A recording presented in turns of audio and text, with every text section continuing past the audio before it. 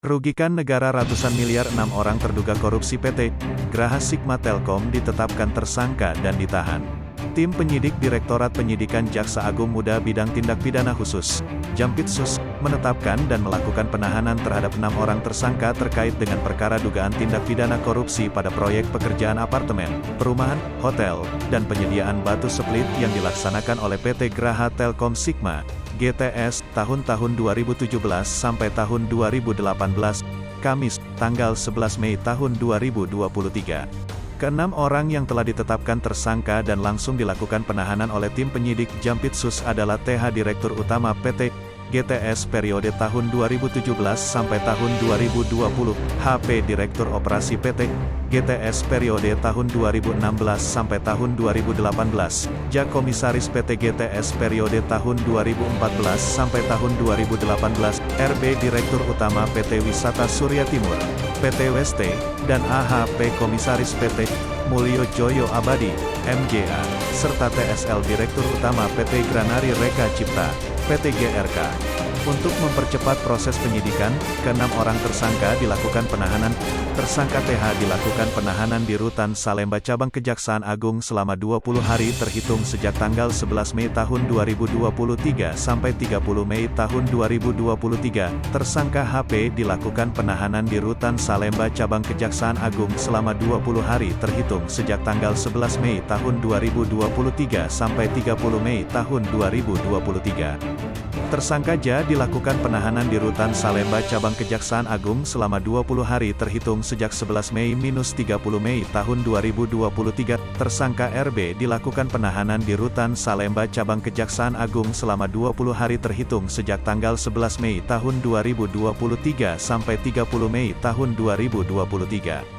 Tersangka AHP dilakukan penahanan di Rutan Kelas 1 Jakarta Pusat selama 20 hari terhitung sejak tanggal 11 Mei tahun 2023 sampai 30 Mei tahun 2023 dan tersangka TSL dilakukan penahanan di Rutan Salemba Cabang Kejaksaan Agung selama 20 hari terhitung sejak tanggal 11 Mei tahun 2023 sampai 30 Mei tahun 2023. Adapun peran para tersangka dalam perkara ini yaitu para tersangka telah bersama-sama secara melawan hukum membuat perjanjian kerjasama fiktif di mana seolah-olah ada pembangunan apartemen, perumahan, hotel, dan penyediaan batu split dengan beberapa perusahaan pelanggan.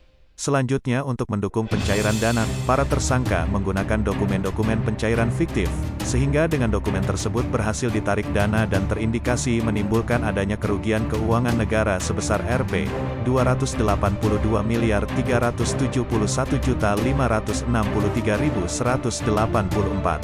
Akibat perbuatannya, para tersangka disangkakan melanggar pasal 2 ayat 1 dan pasal 3 Jo, pasal 18 Undang-Undang RI Nomor 31 Tahun 1999 sebagaimana diubah dan ditambah dengan Undang-Undang RI Nomor 20 Tahun 2001 tentang perubahan atas Undang-Undang RI Nomor 31 Tahun 1999 tentang pemberantasan tindak pidana korupsi Jo, pasal 55 ayat 1 pertama KUHP.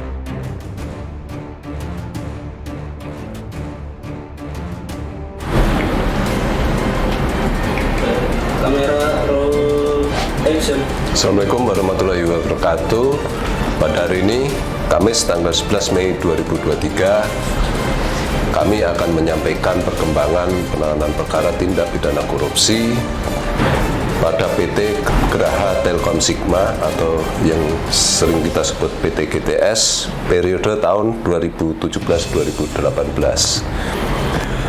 Adapun perkembangan yang bisa kami sampaikan setelah ditemukan alat bukti yang cukup, tim penyidik bidang tindak pidana khusus Kejaksaan Agung telah meningkatkan status penyidikan umum ke penyidikan khusus dengan menetapkan 6 orang tersangka, yaitu Saudara TH selaku mantan Direktur Utama PT GTS, 2. Saudara HP selaku mantan Direktur Operasi PT GTS, 3. JA selaku mantan Komisaris PT GTS, 4. Saudara RB selaku Direktur Utama PT Wisata Surya Timur atau PT WST, Saudara AHP selaku Komisaris PT Mulyo Joyo Abadi atau PT MJA, dan Saudara TSL selaku Direktur Utama PT Granari Reka Cipta atau PT GRK. Selanjutnya, para tersangka dilakukan tindakan penahanan untuk 20 hari ke depan di Rutan Salemba, Jakarta Pusat dan Rutan Salemba Cabang Kejaksaan Agung. Adapun peran tersangka atau kasus posisinya adalah bahwa para tersangka secara bersama-sama telah melakukan perjanjian fiktif yang didukung oleh kegiatan-kegiatan fiktif dengan dalih pembangunan apartemen, perumahan, hotel, dan penyediaan batu split yang didukung dengan data-data palsu.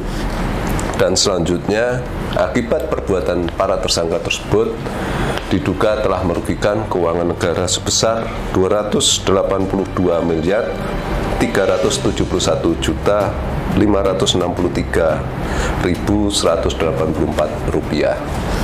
Perbuatan para tersangka diduga telah melanggar ketentuan pasal 2 ayat 1 dan 3 Undang-Undang Tindak Pidana Korupsi yaitu pasal 55 ayat 1 ke 1 KUHP. Demikian yang bisa kami sampaikan. Terima kasih. Wassalamualaikum warahmatullahi wabarakatuh. Sekian liputan berita 7, Paulus Simalango melaporkan dari Jakarta.